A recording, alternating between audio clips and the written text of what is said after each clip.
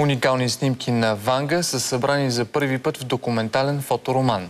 Той разказва за непознати мигове от живота на пророчицата, а един от тях може би е свързан с гражданската война, която сега бушува в Сирия. Репортаж на Борислав Лазаров и кореспондентите ни в Благоевград. Новата книга «Ванга пророчицата» представя спомени и фотографии, които се публикуват за първи път. Хората, на които е помогнала, вярват, че голяма част от предсказанията й са се сбъднали, но едно от тях излезе на преден план заради последните събития в Сирия.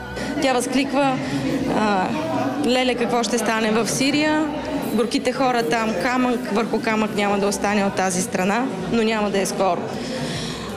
Минават години, 81 година пред своята племеница също казва нещо интересно в посока Сирия. Тя казва, че на света ще дойде най-старото учение, но това ще се случи, когато я питат кога. Тя казва, че това ще се случи след време, рано е още, защото Сирия не е паднала.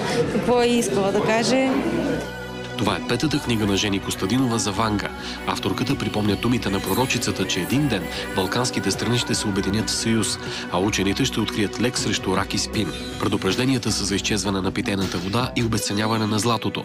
Но ние, българите, можем да сме спокойни. Тя казва така: след 2000-та година ни очаква 1000 години мир и благоденствие. България, казва Ванга, многократно подчертава, че България ще се оправи, да имаме търпение и вяра. Чакат ни много хубави дни и просперитет. Надявам се, че нейните думи ще се сбъднат, дай Боже да е по-скоро.